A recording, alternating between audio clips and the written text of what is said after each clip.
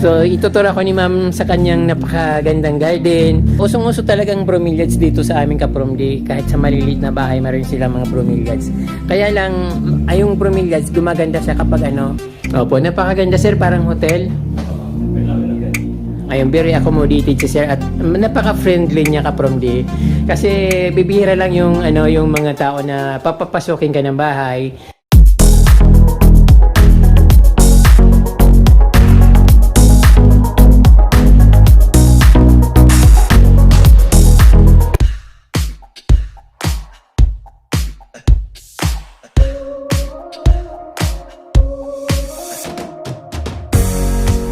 Magandang araw sa inyo mga kapromdi. Nandito po ako sa Barangay San Roque, dito sa bayan ng Lagunoy, Camarines Sur. So bali, kapit barangay lang naman ito, parang magkakapit bahay lang kami dito. Kaya lang, paminsan-minsan ako dumadaan dito pag gusto kong mag-shortcut papunta sa isang bayan. So daanan po ito yung barangay na ito. Kapag dumadaan ako dito, nakikita ko yung mga magagandang garden dito. So katulad din po ng ibang barangay, ang Barangay San Roque po ay napakaganda at napakaraming magagandang garden. Kaya parang na-impress ako na tumigil at ito na naman nga kapromdi, nakita ko yung napakagandang fence. Maganda yung fence, maganda rin yung loob, di ba kapromdi? So mga kapromdi, pakita natin yung fence na ginawa dito ni Sir. Sabi niya, ay pakita ko yung fence niya at syempre yung gate.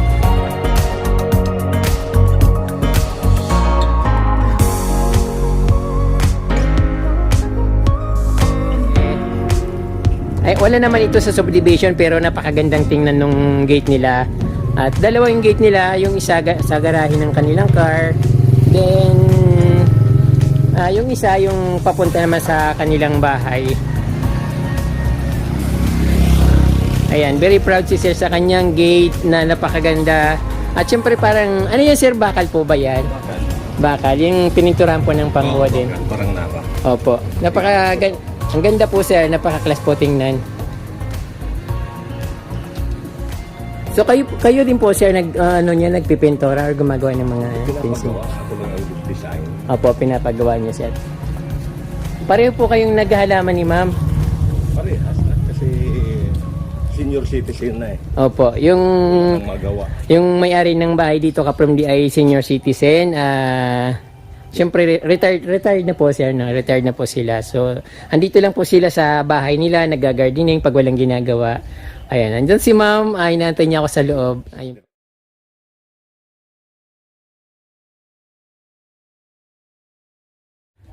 Ay ma'am, magandang araw po ma'am. Pwede po ba ma'am malaman yung name mo, pangalan niyo ma'am? Ida. Ma'am Ida Ledesma. Opo. So napakaganda po ng garden niyo, ma'am. Tapos napakalawak. Matagal na po ba kayong nag-gardening? Tagal na rin. Mga ilang taon na po? Tagal na. Talagang Kaso hilig ko na talaga. Opo, plantita po talaga kayo, ma'am. Ma'am, pwede ko po bang makita yung mga magaganda yung koleksyon na halaman? So, dito sa sa bandang mayroon silang suha na napakaraming bunga. Ayun ang lalaki ng bunga niya. Ayan. Tapos sa baba, dito sa puno ng suha na napakalaki at punong-puno ng bunga, mayroon silang bird nest, tapos mga orchids, washing area. sanggumay. Ayan po. Dito yung washing area nila. May washing machine din. Napapaligiran sila ng mga lush na kalatia. Ayun. Mga iba't ibang klaseng halaman. So, ituturo ko ni ma'am sa kanyang napakagandang garden. Mayroon silang mga orchids na collection. Ayun. Iba't ibang klaseng orchids. Mga anthurium, Ephesia, at mayroon din silang mga dito yung pinaka garden ni ma'am at ni sir. So ito na yung libangan nila nung siguro simula nung mag-retire sila. Ito na yung naging libangan nila. Ma'am, ikaw po mismo nag-asikaso ng mga halaman. Saan po kayo bumibili ng mga halaman, ma'am? Online?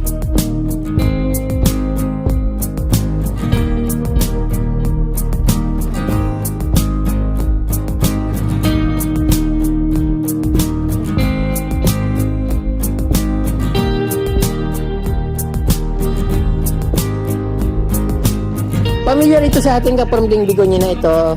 Kaya lang napansin ko yung bulaklak niya na napakaganda rin, kulay pula. Then, meron silang mga iba't ibang klaseng collection, aglonema,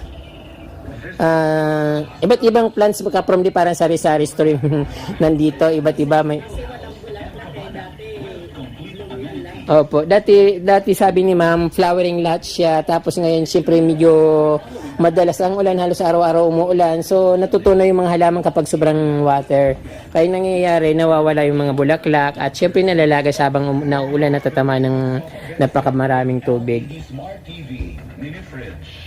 So actually from the sari-sari yung halaman dito ni ma'am, alocasia, caladium, aglonema, oregano, bromeliads, bigonia. Ano po? Ano pong pangalan na? Cadenium. Ito po yung butterfly. Ito po, adenium. Ano po ma'am? Ano po ba ito yung bonsai? Nabubonsai? May ano po siya ma'am? Ano to bunga po? Yun din po yung tinatanim. Ayun. Ngayon lang ako nakakita ng bunga ng adenium po.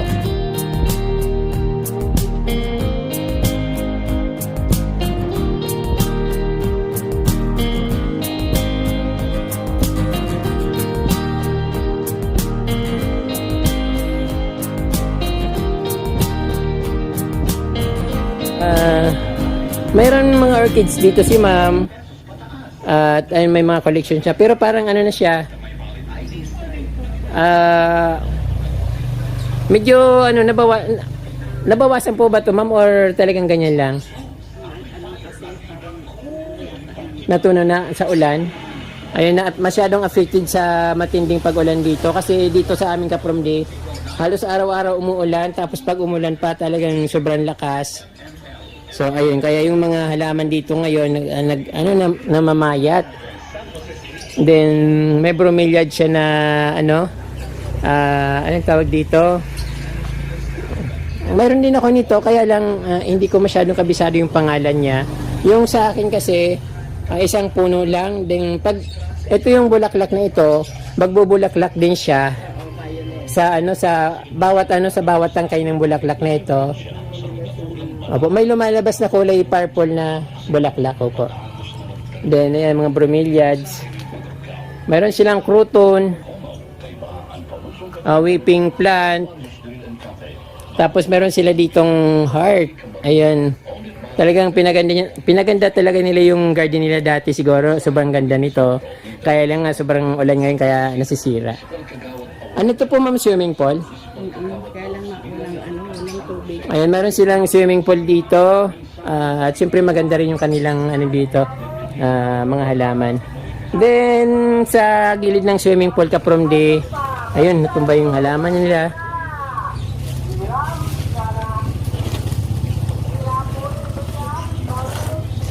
Dito sa gilid ng kanilang swimming pool, meron napakalaking ang tawag dito nito sa aming kapromdi galyang. Galyang po. Hindi to alocasia mga kapromdi. Yung laman nito ay kinakain. Masarap ginagawang ginataan. At ayun.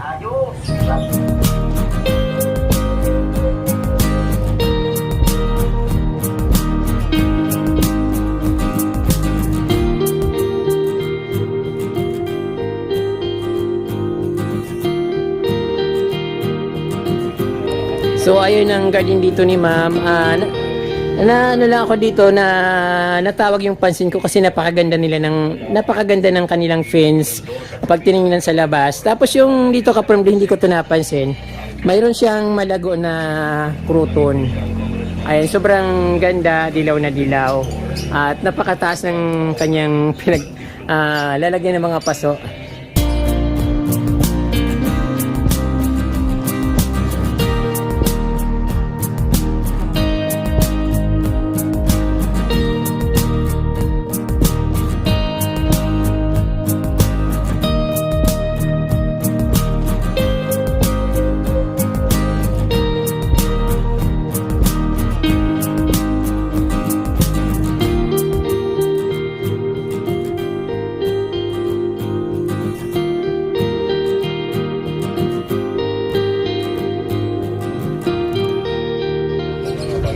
Huya pala ito ka-promdi.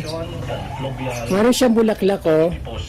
Nakikita ko yung flower niya ay isa kind of huya. Kasi ganito rin yung bulaklak ng huya ko pero yung ano niya ibang klase.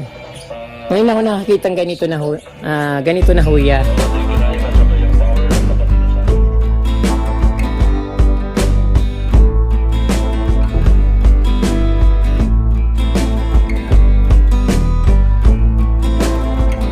Meron pa palang mga koleksyon dito ng halaman. Hindi ko napapansin. Dito naman sa may garahe, meron sila mga anthurium, magnificum. Saka yung mga anthurium na very familiar sa atin. Ayan. Then, napakaraming bromeliads. Usong-uso talagang bromeliads dito sa aming kapromdi. Kahit sa maliliit na bahay, meron silang mga bromeliads. Kaya lang, yung bromeliads, gumaganda siya kapag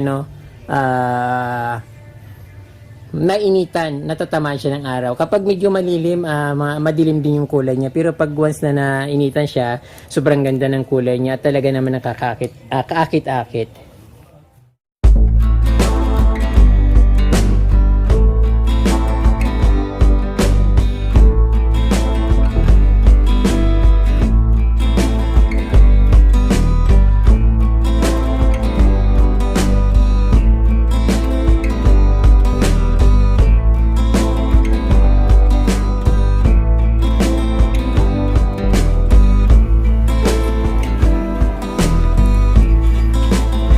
So ito yung salas ni Sir.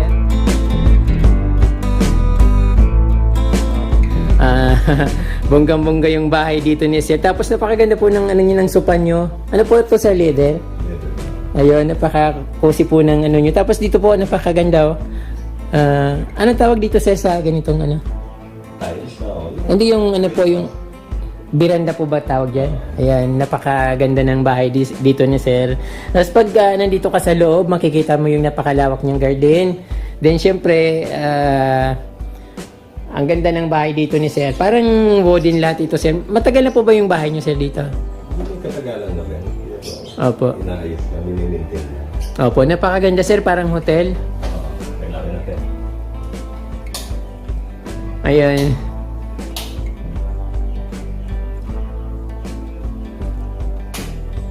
Nakaka-proud yung bahay ni Sir kasi napakaganda. Yung mga niya, yung meron siyang ditong cabinet, parang bar. Ayan. Tapos ang dami niyang malalaking TV. Dalawang large TV. Then dito magkabilang kwarto.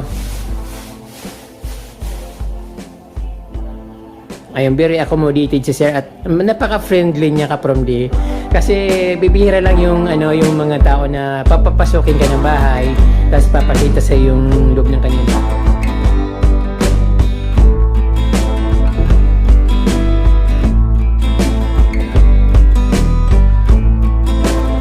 Sir, diyan ka na po natutulog, Sir? Pang lang po, for viewing lang po. Para ma-disturbo yung loob ng TV dito sa gabi. Opo.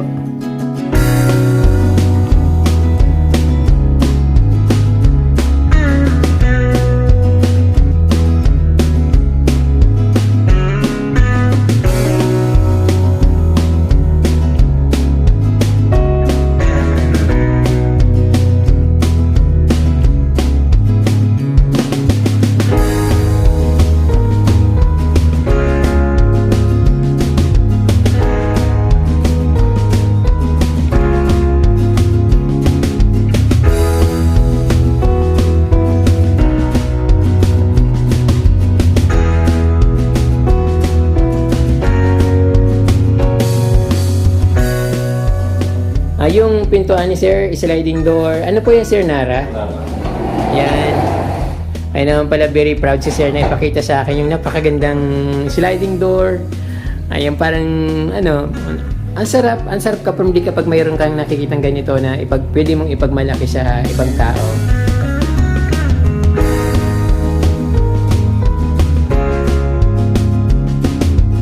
Paglabas ng bahay, ito yung makikita mo, napaka-cozy. At syempre yung pagka-arrange nila ng halaman, maaliwalas na sobrang napakaaliwalas at napakaganda.